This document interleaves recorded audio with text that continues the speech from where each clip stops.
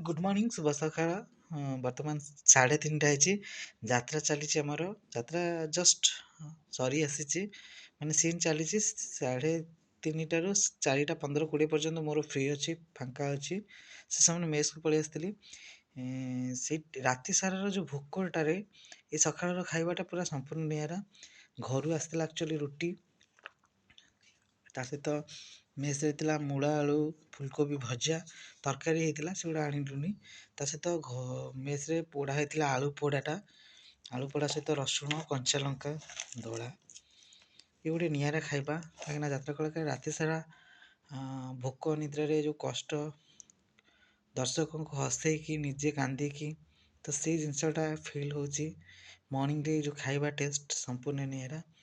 ଏମିତି ଟାଇମ୍ରେ କିଏ ଖାଇଛି, ଯଦି କିଏ ନ ଖାଇଥିବେ ତେବେ ଆସନ୍ତୁ ସାଙ୍ଗ ହେଇକି ଖାଇବା। ରହିଲି, ପୁଣି ସକାଳରେ ଦେଖା।